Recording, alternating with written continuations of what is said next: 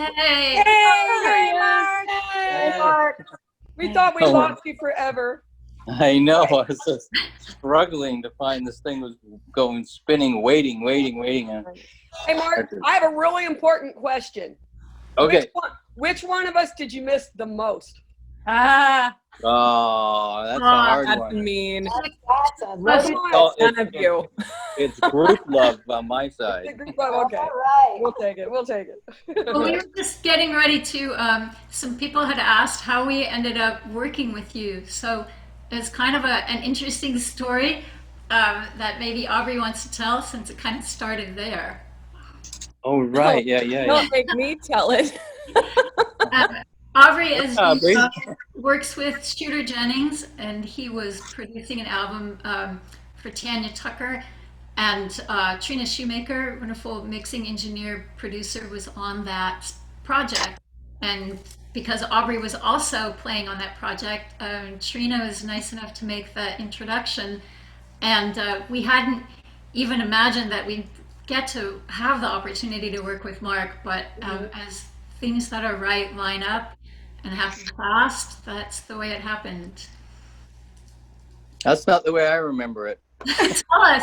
How do you remember it? No. It was pretty close. Yet we were supposed to split it with Trina.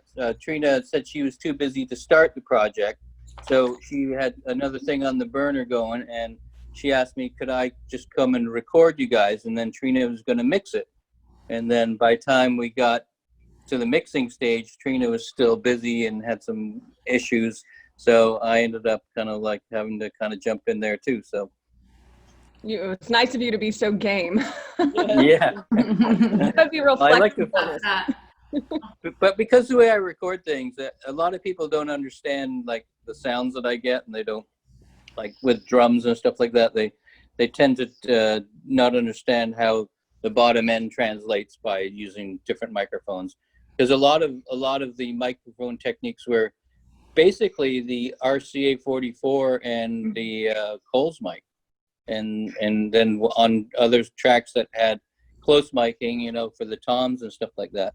But a lot of people, I start with those two mics and then I blend around them, and where other people kind of like do kick, snare, hat, and then make it cut choppy, So it's a technique that only I know. But that was one of the things that, to me, I think to all of us, that was so different. I hadn't worked that way. I got to work at Henson, which is that huge, big room that has great sounds.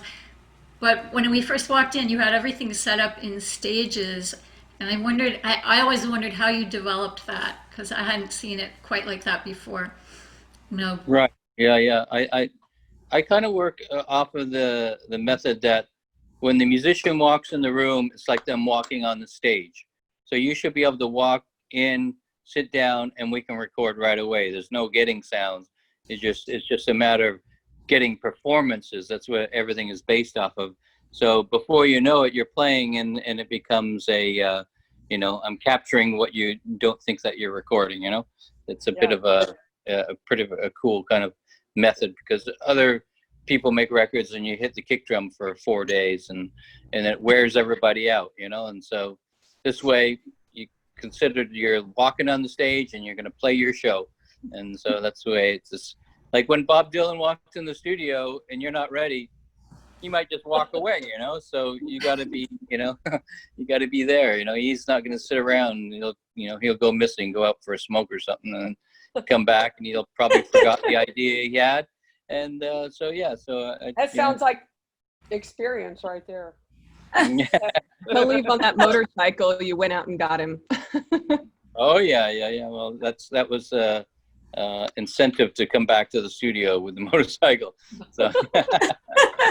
Well, Mark, talking about the microphones, I feel like one of the things that we notice in the recording is that the songs, the way that you recorded them, all of a sudden they had all of this beautiful space to them, which allowed the vocals to really to be in the forefront, but without like necessarily having to crank them up or overmaster them or whatever. I mean, I don't know if you do that on purpose, but that's what happened. And for me, like hearing the songs in that way was just great, you know? Yeah, it's like there's an air around them. They breathe. Right. Where when most people record, everything's very isolated and in different rooms, and so it loses that kind of like air around it. And Right. you know, by everybody playing in the same room all at the same time, you're creating this little air thing that's going on. And you know, you're getting bleed into the bass and into the drums, and most of my favorite drum sounds come from the vocal mic, you know, like just like real live sound coming out of the vocal mic. And then when you take the vocal out, it's like everything just dries up, and it's like, oh my God, it doesn't sound as you know, that air thing. So yeah, very cool. Yeah, that's cool. I raised my virtual hand. Did you guys already address Mia's question? What was her question?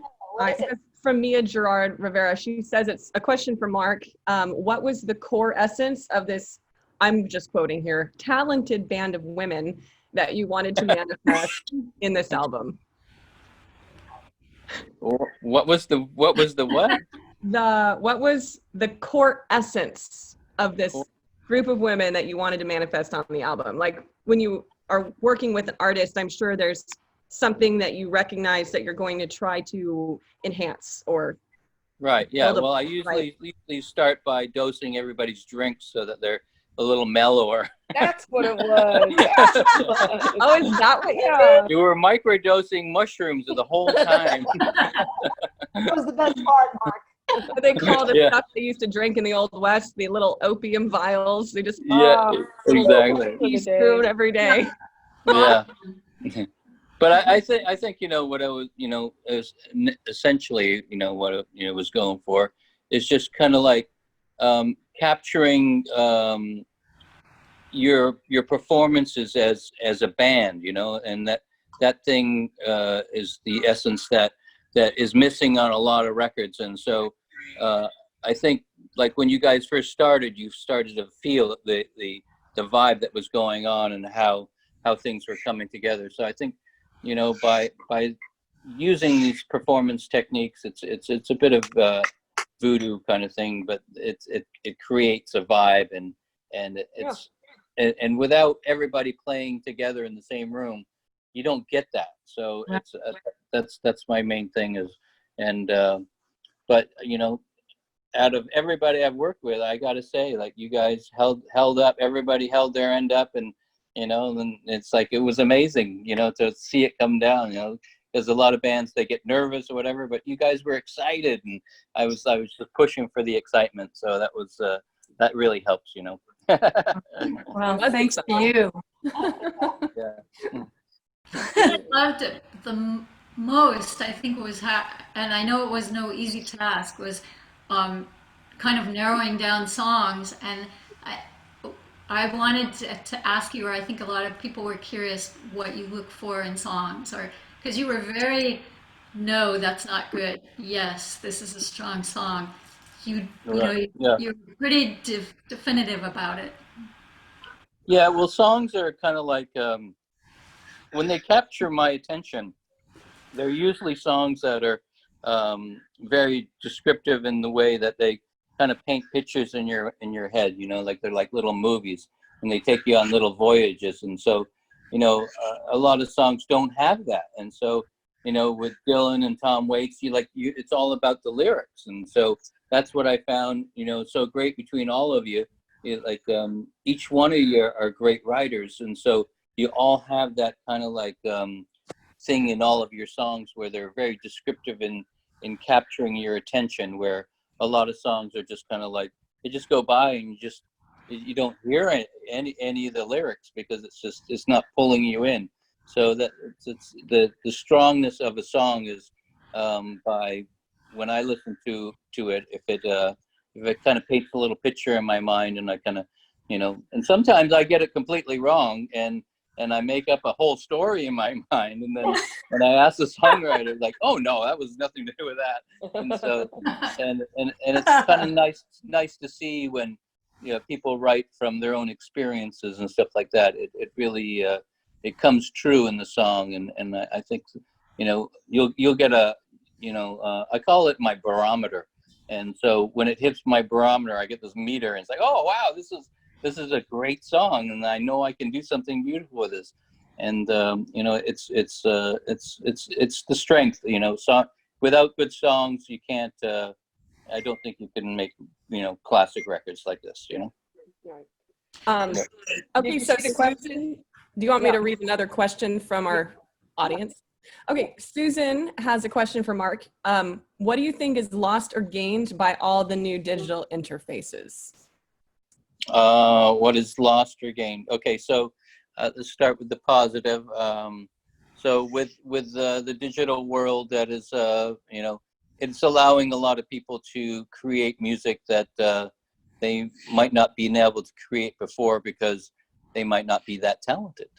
And then I think with the digital downside, the way I work, I like, even though I'm in a digital world, I work in an analog mindset. So I like when I'm mixing and stuff, I like to just grab a knob and turn the volume of the reverb up, and then turn it back down again. In a digital world, it's harder to perform with things like that. So that's the downfall from me, that it's not as responsive as I would be on an analog desk than in a digital kind of Pro Tools mouse world. So yeah, so there, and you know, like with a lot of the technology these days, you know, it's a lot of stuff that wasn't possible before is now possible to, you know, with editing and tuning and all that stuff. But you know, I try to steer clear of a lot of that stuff, just because I just want to have a real natural vocal, and I want performances to be, you know, that you're proud of. I played that. That was not, you know, glued to a grid. That's me playing that. Those little kind of pushes and pull.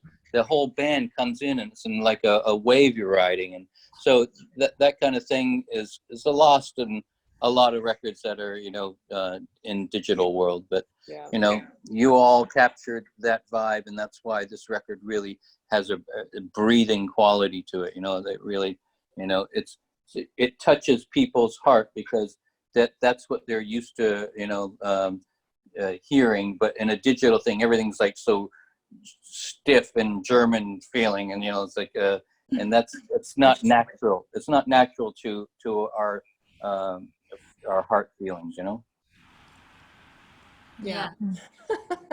So there's a couple of questions here. Well, Susanna, you want to ask him another question? We have a couple things to ask him about. Yeah, I wondered how you brought in a lot of vintage gear for us, and I know that probably was collected over a lot of your years of producing and working with other people, but to me that helped so much to make the sound of this record. And I guess was that always your vision for us? Because some of the songs you really reworked them. I mean, changed the tempos, and I think we all love the result. Potter's Field, we used to play that song, the different kind of a faster groove, and even This Is Me Leaving, you had us all just take crazy percussion instruments and you know, just sit in a circle and kind of create a loop and a groove until we had something. Yeah. Well, I would say a lot of people ask me, like, oh, how did you get that Neil Young sound, or how did you get that sound on that record? To tell you the truth, it's all about that guitar or that sound of that instrument, or, you know. So the way I work is, if you start with a really good sounding instrument or a sounding drum set, you're going to get that sound. Where if you're working with maybe a newer acoustic guitar, you're not going to get that type of tone that you're going to get out of a vintage one. And so I just like to have, those are my tools I like to have around me, like when I'm working. So I know, like, once we put that acoustic on there, it's going to sound amazing because, it's a 1940s, Martin or something like that. So that part of it is definitely key for me to bring those type of things into the studio, because a lot of time if I go in there to the studio, and a lot of people have all new instruments, and so there are some great new instruments, but at the same time I think there's nothing better than a classic sounding instrument. So that's why I drag all that stuff around with me. And then as far as kind of working on songs and arrangements, it's my whole thing is I just try to make sure the song has got all of the strongest points in there, and that you're not just kind of jamming on a verse for too long without a vocal coming in. And so I call it trimming the fat, and I think it's one of the key things that in my productions, I just try to like make sure that there's melodies and that there's hooks, and that and by doing that, I kind of push you guys to come up with some kind of cool melodies, and I think it helped for singing too. So I believe that with those techniques, it brings your songs to a whole other level. I remember when you first started corresponding with me about what instruments I had, and when you started like getting excited about the like the Fender Jazzmaster, there was a 60 or 61, and you were going to augment the group of instruments with that 30s Julian resonator national. Oh yeah. Oh my God, that you said that John Lee Hooker had played once upon a time. I mean, it was the best challenge. It was just the best challenge, but it was great in bringing in the Vox AC30 and having the ideas for the the tremolo effects for songs that we really wouldn't have thought of using a tremolo effect for. Turned out just really successfully, and made everything a lot more interesting too. Yeah, and it made you play a specific type of way too, by having those kind of sounds that come from your fingers, like wow, it excites you. And then like on some like on some of those solos that you did, they're brilliant, and so we were just pushing you there, and it was amazing. It's like, and once that happened, it's like, wow, everybody in the room just like big smiles on their face, and so it's amazing when you capture that kind of thing using those kind of things. Yeah. Well, I thank you for that, and I also realized later, it's like those are sounds I've been listening to my whole life, so it actually resonated for me. It was like kind of a coming home to a tone or a sound that I always loved. Right. So, yeah, definitely. It's familiar to you, so it feels like you're home. Fingers, with your encouragement and Well, one thing that I wanted to bring up in talking to you is like when I look at the album as a whole, there's so many times in which, and I can for the most part speak for Suzanne in regards to this as well. There's so many times in the making of the album that you change the feel of the song, and you would do things that I've worked with a lot of producers. I don't think people would be like so bold to do, like letting me play melodies on bass. Right. Going halftime with drums while acoustic guitar is still doing the regular groove. So that created that space where it implied, again, the rhythm that was going on. You can imply a train beat, but there's no train beat going on. That stuff, Mark, that was such a lesson for me. It was really, really cool. And I mean, I don't know if you do that with everybody or if it's just us. I remember you saying, let's make that a little less hokey pokey. And I love that. I said that. I'll remember that. So anyway, I don't know if you had anything else further to say on that, but I just wanted to at least once in this conversation tell you that I appreciated that. For me, it made us in the rhythm section go, oh, okay, great. We're not just going bumped the whole time, and it made the song so much more interesting and light and gave it a life. Yeah, and like I left it up to you to come up with those bass parts. So that was the thing that I gave you the idea, but then it was you that delivered it, like, the melody of the parts that you came up with.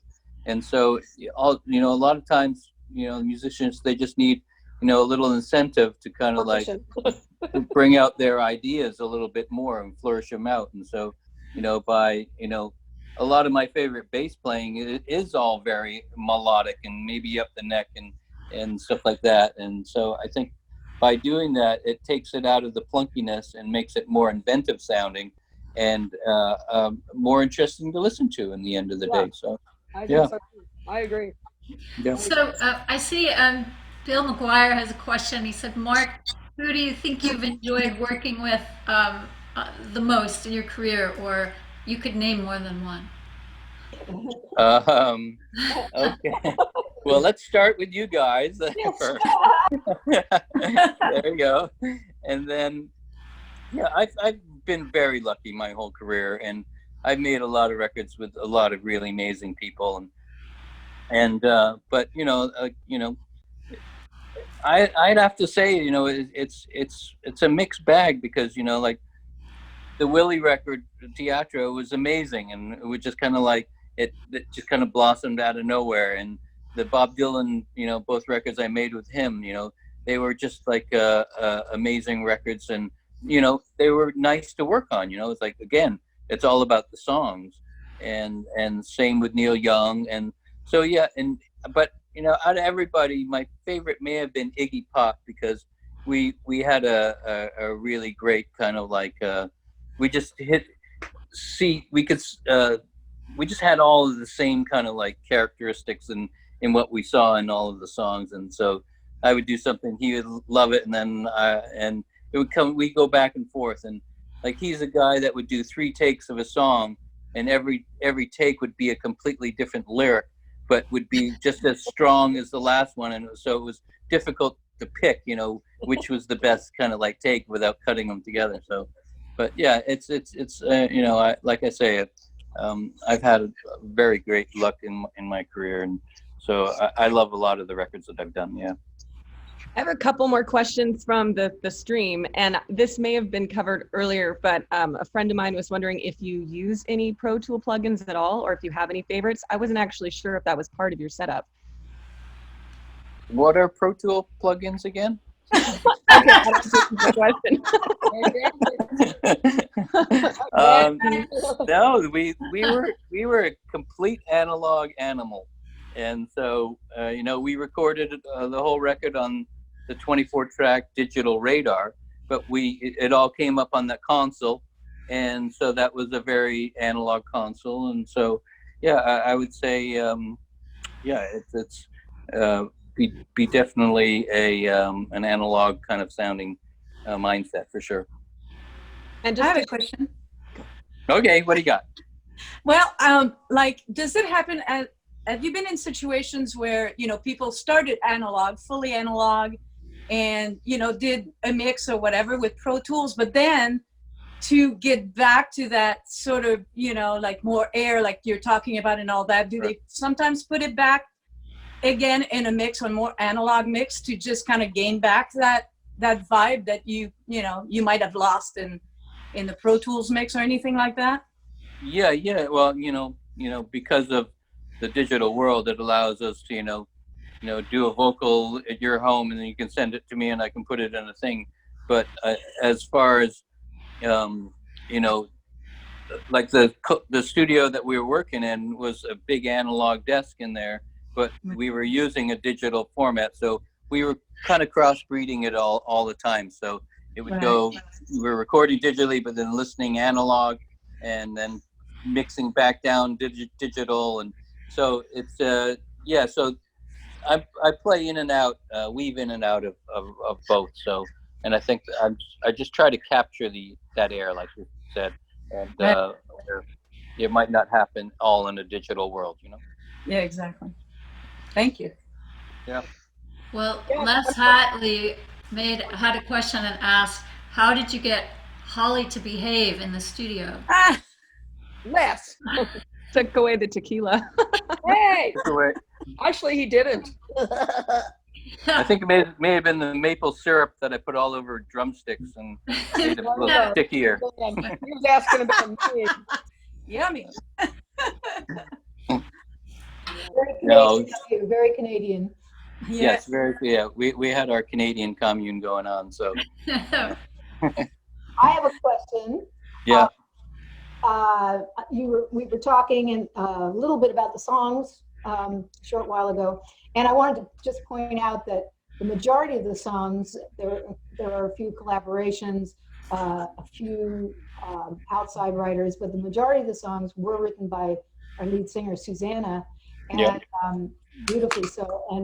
And I wanted to bring up our song of the week that we talked about on Mustangs Monday, which was Dancing on the Moon, that we all love so much. And I just kind of wanted your take on the song. If you have any thoughts or comments about it, or how you heard it initially, and how it developed in the studio. Right. Well, that was definitely one of the my favorite songs that came out of the whole record, and so I think just by that alone, it just to be honest, it kind of blossomed into kind of like a beautiful kind of soundscape with a magical vocal on top of it. So I agree. yeah, so I think by that, you know, and then once everybody heard it, you know, it was undeniable, you know, like, wow, this is like an amazing, you know, feeling track. And, you know, I think we really captured the magic of the song musically, and then, you know, the performance lyrically, it just kind of like, you know, glued it, right? You know, like there's no denying that was a magical moment, you know? Yeah. Yeah. Those fluid songs, I think, on the album. That was one of the things that was really a different way for me to work too, singing. Maybe Aubrey can speak to that too. That to just do the vocals in maybe 3 takes or so, rather than going over and over. You know, I think I tend to be somebody who overthinks things anyway, so it was nice Right. to stay in Yeah. the moment with the emotion and get to sing the whole song through and just do it that way. To me, that's what gives the whole album that live sound, rather than feeling like it was pieced together here and there. Right. Yeah. Yeah. That It's made a huge difference to me as a singer to do it that way. it's got a lot to do without wearing the singer out by just doing 3 takes or so. That way you're not burning the song out, going over and over and over again. I know a lot of people strive for perfect pitch and perfect takes, but there's something that lost with by doing that.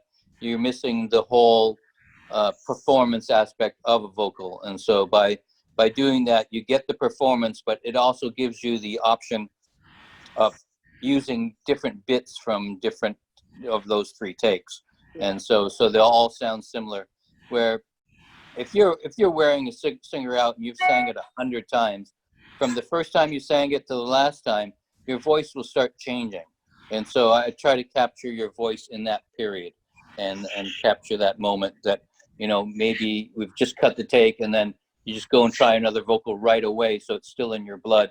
And so it's a thing that I kind of discovered on the Emmylou Harris record, Wrecking Ball, where she would sing it live right off the floor, and it was beautiful. We said, Emmy, just have one more go and sing the song one more time. Just don't move, and she would do it. And, you know, usually it was the first take, but, you know, there's a couple of times where we had to use the second take for, you know, and it also worked great for doubling. Yeah, it's just Yeah. Well, that's one of the things I noticed when the discussion about looking for a producer first began. And I thought, you know, I've paid a lot of attention to songwriters, but, you know, there were only a handful of producers I actually consciously knew names of. So I started going through my CD collection, because yes, I do have one, everyone. And looking at some of the records that I had in our genre, and just opening up the liner notes and looking, and your name kept coming up. And I went, who is this Mark Howard guy? So at that point, I started doing some Googling. And one of the things I noticed is that you've historically over your life worked with a lot of people with very iconic, identifiable, exceptionally unique voices. I mean, when Yeah. you're thinking Bob Dylan, Lucinda, Lou, Willie, I mean, voices you could never mistake for anyone else's. I mean, Yeah. even Tom Waits. And I was just, and those are the kind of people I don't imagine you'd normally ever go in and tell them how to sing, because they just have what they do, kind of. Yeah. And I'm wondering how you think that evolved, or do you think that you sought that out, or you attracted that, or it's just interesting to me that, that's kind of defined your career in so many ways. Yeah. Well, I made a record for Marianne Faithfull, and she had said to me that Bob Dylan had come to her and say, like, you need to be careful who records your voice.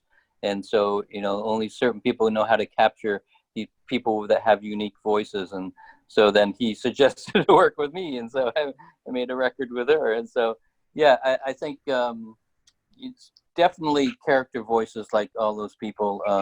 It just it kind of just came around, just from all the records. But I wasn't seeking out people with weird voices or anything. But it just definitely They found you.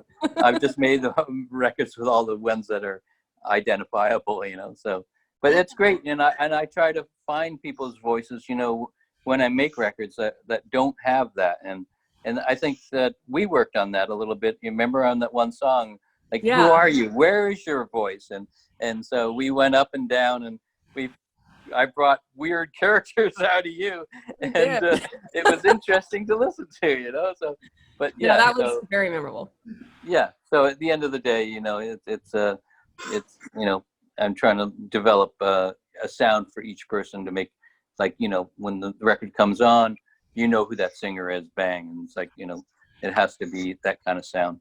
Where all the singers they're all emotional singers. I mean, that more than anything else, that those voices are really distinct voices, but that it cuts right to your heart when you hear them. You know that those people have lived and felt what they're writing about, and most of them are writer singers. So I think that makes a difference too. But it's fun. Yeah, it's a bit funny because they're all really amazing writers, right? But they're not great singers. They got their character voice singing, and so they're none of them have ever been self-conscious about the way they sound or anything like that. And it's amazing that you can have somebody that has such a beautiful voice that doesn't write. So it's funny to look back on a lot of great singers. They're not the writers. So I think it's really cool that all of those people, they said, oh well, I'm just going to sing it anyways, whether you like it or not. And that's the way I sound, and I think that's a bit of the attitude behind a lot of those type of artists that have those type of voices. Yeah, I think you're exactly right.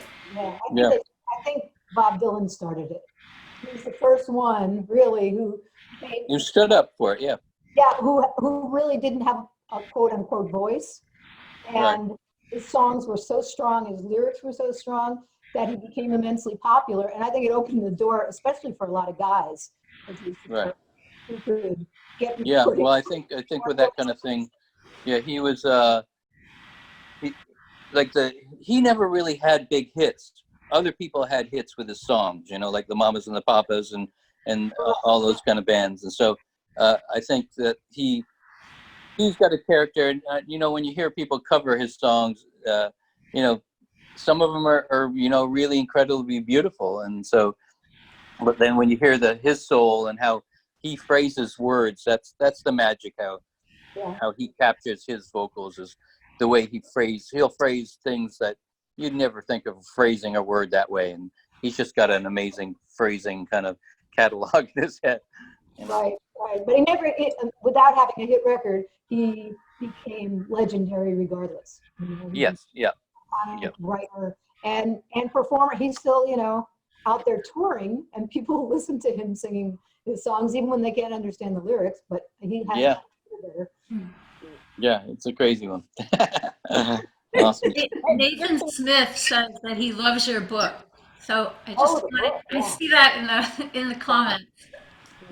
Because I know you've been, didn't you kick off your book tour with Marianne Faithfull? Didn't you? It started in London, and Well, I done some in Canada, and then yeah, I did go to London and do a couple of book signings there. But what was the question about the book? He loved the book and what?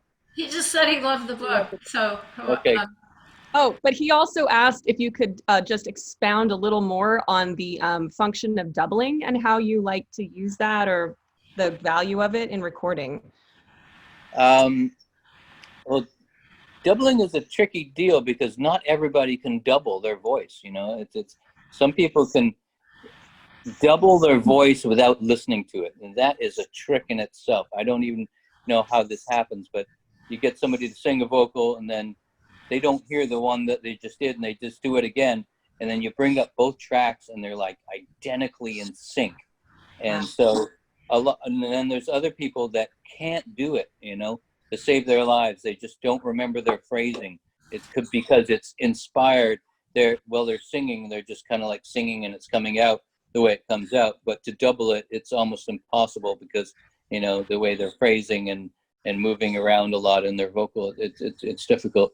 But you know, it's so yeah. So I always use like to do a test and see if it's possible, you know, and like with you guys, it was just like butter, you know. It's like you're like spot on. You like your phrasing, you remember your phrasing right. So even though you weren't hearing another vocal, it did track amazingly, you know. But it was just to kind of fatten up the overall sound, basically. Yeah, I use it for to scene change for each section of the song. So sometimes, you know, start with the vocal and then the pre-chorus will be a double, and then, you know, harmony group on the top of the chorus kind of thing. So yeah, so it's a building block, and sometimes it just sounds cool on some people, you know. So you just gotta experiment and see if it's gonna work or not. Yeah. Cool. Les Hatley here asks, Mark, what was the biggest surprise when you first started working with the Mustangs? I think it was your hair color. Is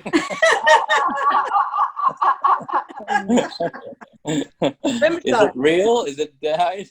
No. Yeah, it grows that way. Huh. Yeah. People eater. Yeah. Leah asked another question too. Oh, did you have more? Do you want to elaborate on that? No, go ahead. Go ahead. Might be other surprise. Other than the hair color, what was the most surprising thing? I was just, you know, really not surprised, but kind of like happy that that the way you guys played and my suggestions, it really it took a kind of like a whole other shape, and it made me able to kind of like build these songs with you without any kind of like you know, everybody agreed on it. You know, that kind of thing is very hard to get in a studio because there's a lot of, you know, there's 5 people and there's 5 ideas, and so I think by everybody being all on the same page all the time, it was a nice surprise for me to, you know, because, you know, making records like that with that many different people with ideas, it becomes a bit of a rat's nest in a way that, you know, everybody can't have their own idea that they want in there, but, you know, but everybody's agreeable on this works and let's go for that way. Yeah. We'll make it a record in 5 days. Yeah. Well, you know, and that whole, oh, sorry, go ahead, Suzanne. Speaking of that, I raised my hand because it's like exactly kind of like what happened in one of those songs when, I mean, it's like, it's in the same subject as like, we were going to record that one song with a groove, and during dinner, we were not really in agreement all together. And we came back, and then you came up with the idea of moving us all in the control room. Yeah, I want to know how in your mind that just kind of came together and just like, okay, let's do this, girls. And then it ended up being perfect. But how did that happen with you? Right. Like sometimes when a song doesn't feel like it's gelling on the floor, and you know, all the parts are there, everything is great, and then sometimes by by stripping it all down and bringing everybody into a very tight knit circle, your playing kind of tightens up in a way that that you don't get like in a big room with headphones on, where everybody's like, you know, when we came into the control room, it's suddenly everybody just kind of like, it was like a kind of a cool vibe that kind of came out of it, you know, and became maybe a little more funner to play that close together. Remember how tight it was, or like everybody was practically sitting on top of the drums. So, Exactly. so by being that close, you know, you don't realize it, but the communication between each other is a lot more intense, you know. Right. That's And great. you also brought us into the control room when we were doing Holly's song "Do the Math," and Aubrey and I got to see each other, you know, face to face, play off of each other, go crazy with it, and Yeah. That a was whole different energy to it, you know. And it was one of my favorite things, moments on the album. I mean, you know, it was so spontaneous. I mean, we can recreate it to some degree, but what you got from us by just placing us there, it was like it kept elevating, you know. It was So yes, again, so sometimes when you're kind of like you huddle up close to each other, it's you know, I can actually touch you and push, like be pointing at your string, do this, and you're like, hi, now do that pedal now, and like, you know, where I got it on video. so that the fiddle sound that we got, you know, it's like it just came out. It was like Hendrix, like, oh my god. Wild. And, That's awesome. yeah. So those are kind of like studio fun tricks that just kind of spontaneously come out when you're just working that in that method, you know. Right. So Well, one of to go along with that, though, it's just adjacent. Just one of the amazing things about that, in particular, but in general with recording, and that you do so well because you are such a sound guy, is that if you put a different effect on an instrument, or let's say you just put this amazing mic or a beautiful like room reverb or something on, you know, that where you're singing or you're playing through that, it's going to completely influence how you sing and how you play. So the way that Sherry and I played, when you put those effects on the guitar and the violin, was very different than how we would have played that solo without them. I mean, because you play to accommodate, you know, what your instrument is capable of, what you're hearing, and so it just opened up a whole new area for us to go play in. Very And cool. I gotta say that song is about some very dysfunctional people. Holly wrote it, he knows. don't point fingers. That's not nice. But it's true. That's what the song is about. So anyway, the point is that by you doing that, I don't know, you zeroed in on that part of the emotion of that song, and you really brought out the dysfunction. Bravo. Sherry and I were arguing with Fun to sing too. It just has that kind of circular story to it. But boy, that song is one of the productions on the record I love the most, and it was so fun to sing. That song would be a great video. Yeah, it would be amazing. I got a lot of flashcards and ideas. 1 + 1 = 2. Yeah, oh, that's great, Aubrey. You know, Mia had another, I just saw it here, had another question for all of you. Were there any particularly magical moments you could tell us about from the sessions? And so that certainly is one of them. Yeah. I'll just quickly answer. Another one was when we were, Aubrey wasn't able to be present at that time, and she ended up, you know, she was the lead vocalist on I Blame Love, the Randy Sharp tune. But when Susanna and Holly went into the studio at your suggestion, Mark, to do these backup vocals that just ended up being like out of this world. I mean, it was something that in all the years of my, you know, being a Mustang, I didn't even know they had the capability of sounding that amazing together and getting this gospel sound. Right, yeah. It was totally remarkable. So that's one of my magical moments, and I'm sure you all have, you know, answers to that too. I And love you know, that. Mark is the middle of remarkable. There you go. Okay, good one, Elton. I loved those that you brought. I mean, we got to use some great mics as well as vintage instruments, but boy, just to be able to sing on some of those mics had such a pure sound. You brought the one, or the RCA mic, the 44, and then we Yeah. had the 49 from Henson, and that some of that, especially the 44, that was just some of the purest singing. I don't know if I'd have had ever sung on a ribbon mic, but you Right. know, I've learned a lot from using that mic. Yeah, it's as they say, it's the only microphone that actually captures your voice the way it's supposed to sound, and so it's the because it's a lot of tube mics are very colored. They're bright in the top and got a bottom boost, and like any digital microphone is going to be shaped in a way where this is a natural sound, like it's naturally capturing your voice, and that's what your voice does sound like. Where these other ones, like, oh my God, I sound bigger. God, because I'm low end now. So, yeah, so it's, and I think when you do hear that, it makes you feel like natural in a way. This is like, wow, this is the way I sound, and you get to experience that feeling, which it's magical in a way. Yeah, that one. I think I used that mic for 7 Summers, and Yes, it's you did. such an intimate, really spare track in the beginning.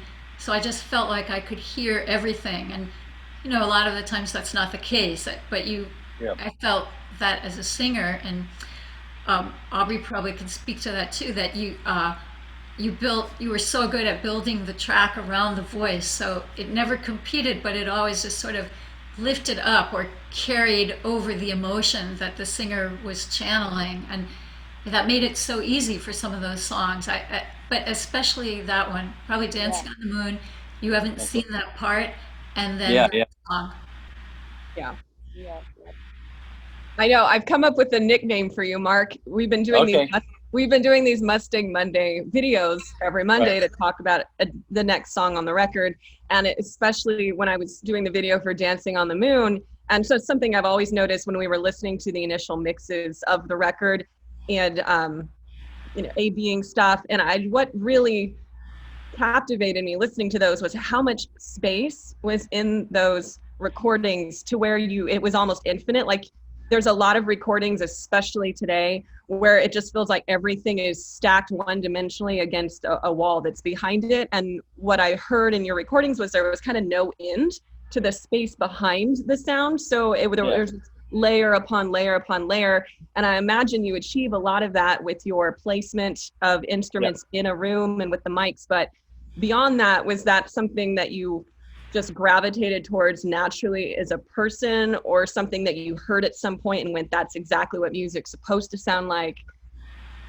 Yeah, I think I've just developed a certain style that I like what's called depth of field, where I like certain things really up close and then something right very back. And then so you can almost put your hand into the mix and you feel somebody like way out there. And then it's nice to have things come in together and each year. And yeah, so I've developed a way to make it sound like everything has its own spot in the mix, where a lot of records nowadays, everything's just pushed to the top with a lot of compression and nothing is really has any dynamics or depth to it. So I've just been making records like that for so long. I don't even think about it anymore.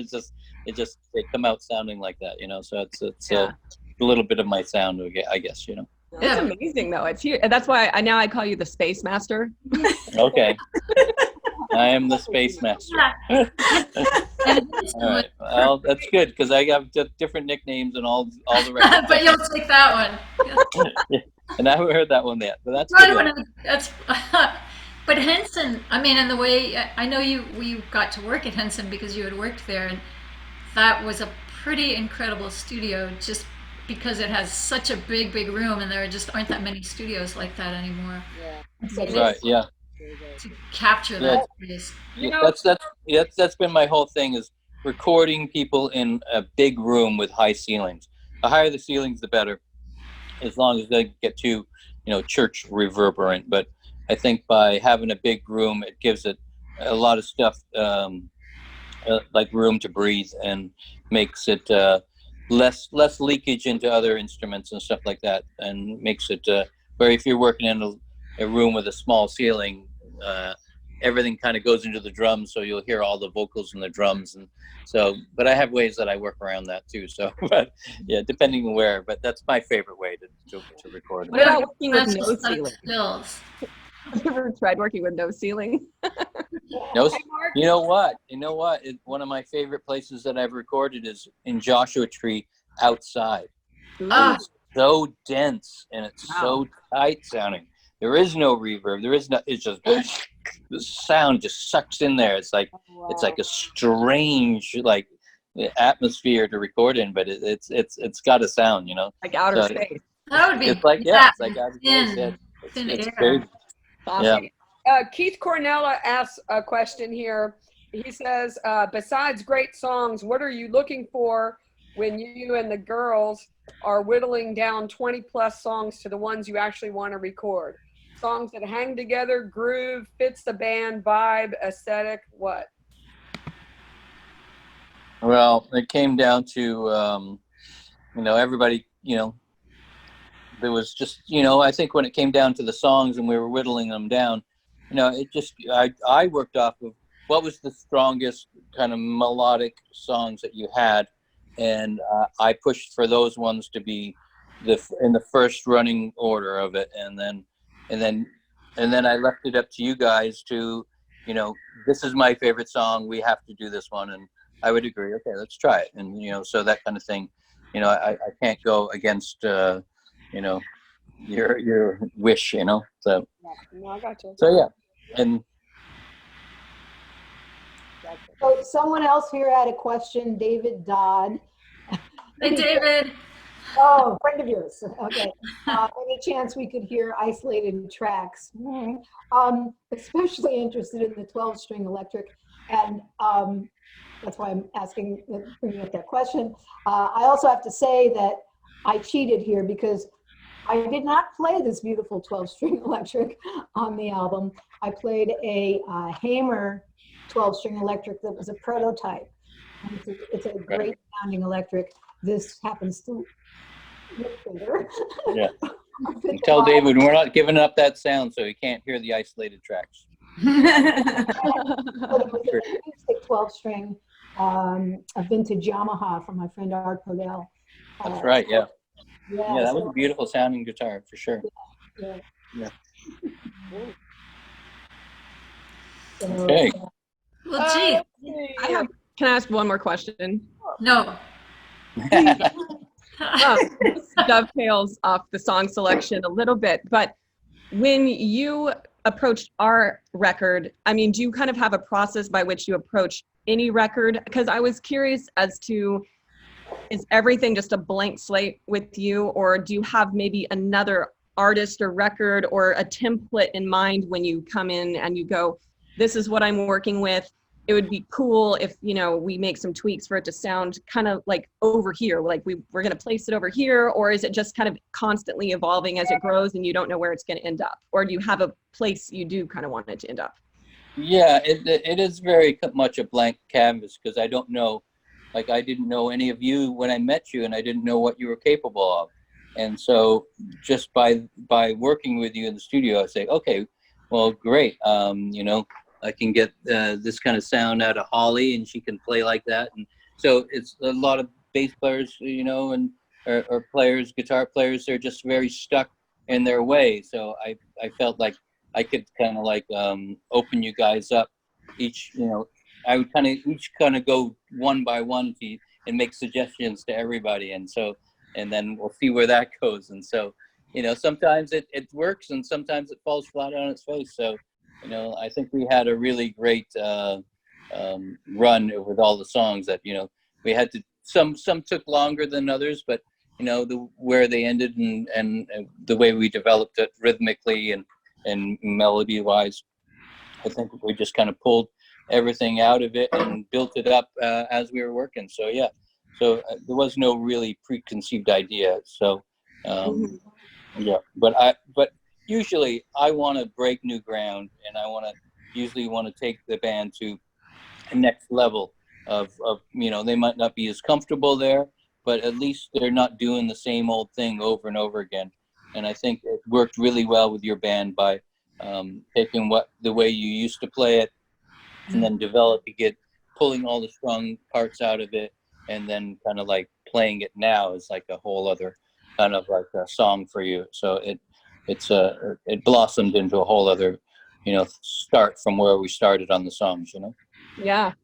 Yeah, I love the way Potter's Field turned out. That groove feels so good. It's just so much more laid back.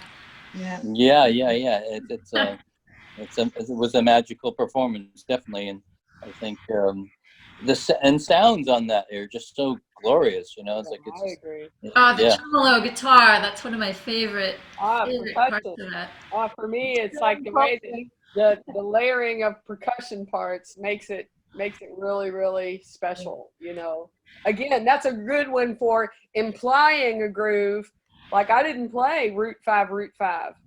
right. You had me play around it, and yet it feels like it's there. It's just a really awesome technique.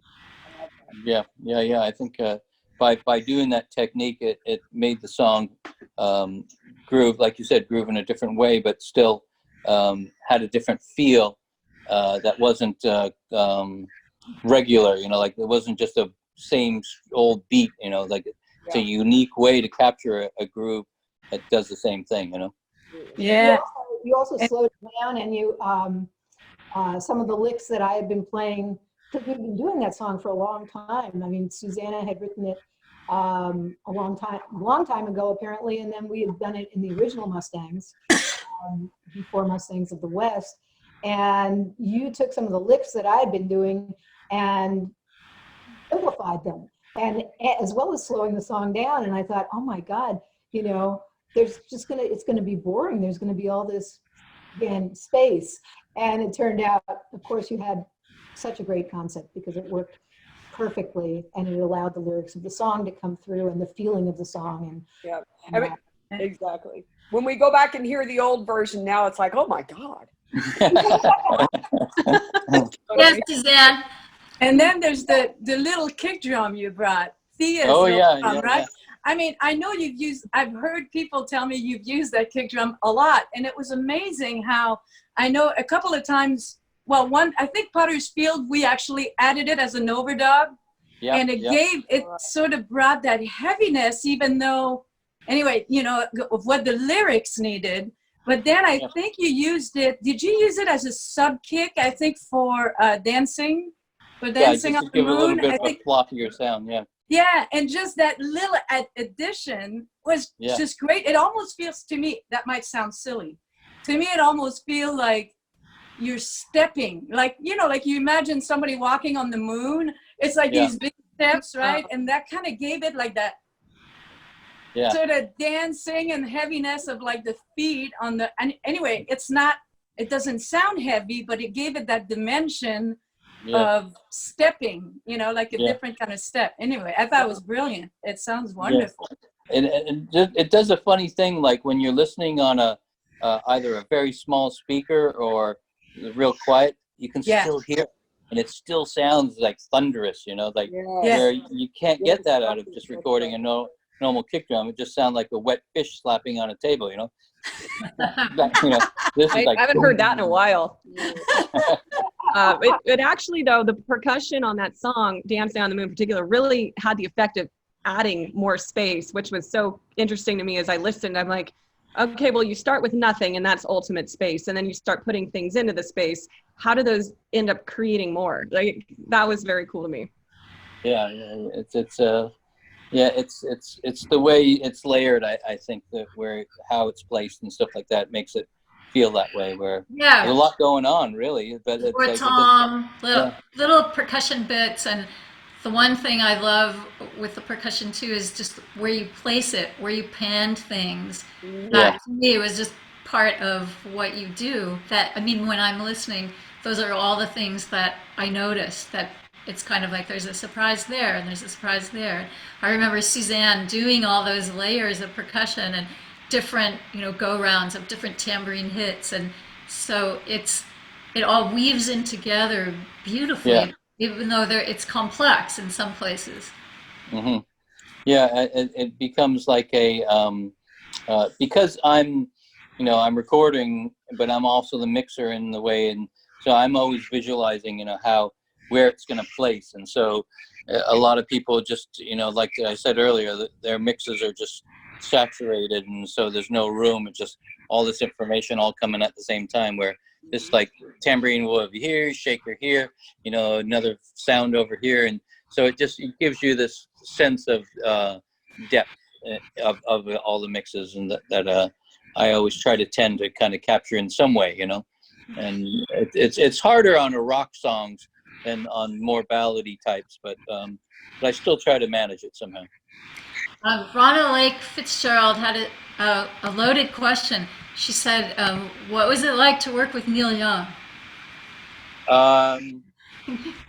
Neil Young was it was, I always thought like, oh my God, like how am I ever gonna better Neil Young's sound? Like I was like, kind of thinking that, he's already got the best guitar sound you ever could have possibly managed to do.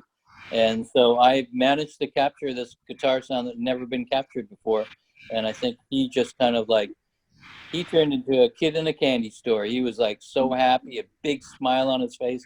He just couldn't believe the sound he was hearing out of the speakers. And I think once you win an artist over like that, they become your best friend, and it gives you the license to try other crazier sounds and stuff like that maybe you may have shut down early on, but now it like gave me the license to kind of do some crazier things that could bring a like whole other level to his music, But he was a great guy, and but when I first met him, he said, I was about to turn 50 or something like that, and he said, well, there's two things that you can't do in your 50s anymore. I said, what's that, Neil? He goes, one, you can't do cocaine, and you can't ride motorcycles. And I think that he lost a lot of his friends to cocaine and a lot of friends to motorcycles. And when you're older, if you fall off the bike, it's a long time to recover. Where if you're younger, you're more rubbery. And then cocaine just does not work when you get old. It just like it attacks everything. So, Doesn't so work yeah, so well before that either. was his little message to me. Not that I did cocaine or anything. Right. Or rode motorcycles. Yeah. No, motorcycles, there's too much proof. Yeah. Exactly. Rock and roll, baby. Yeah. Wow. Mark, it's so great to see your face. Yeah. Yeah, it's so great. Well, hopefully when this mess is all over with this virus thing, then we can all kind of meet up again. And I wanted to come to Austin to do your shows there. And It's hard to not sure. play South by Southwest. Yeah. Well, maybe now we can come to Canada. We want to come to Canada. Take you on the road. Do it. Exactly. But hey, if you want, I'm like I said, I offered before. You guys get a tour bus, I'll jump on with you and I'll do some shows. Man, we love that. Yeah. I'm just gonna manifest a tour bus and just bring it in. Exactly. Absolutely. Van tours are pretty tough to do, like you're doing long distance. Yeah, But if you're on a bus, it's like, you wake up in the new city every night, every day, and so I like the tour a lot. So and I think I could capture your sound live, really, and make it spectacular. So well, we would love it. We're gonna hold you to that. yeah, I'm there. How about I'd a like to get out of the studio, and so, but yeah, so. All right, Mark. Thanks for talking. The album, Mark. Remember, I was talking to you about, we got to send you the actual album. You don't have the album package. Doesn't? All right. Well, I'm just about to move into a new place, so I'll send you an address you can send it to, all right? Sounds great. Awesome. Awesome. Well, great.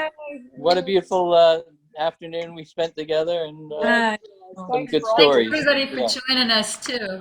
Oh, no worries. It was crazy getting on and then getting kicked off and back on. It's hard to, these formats are crazy, but it all worked out great. I loved it. It was cool. Yeah. Thank you. All right. All right. Awesome. See you soon. Great to see Okay, you, Mark. cool. Thanks for joining in. Awesome. All right. With us, so. Okay, cool. All right. Thanks everyone for tuning in today.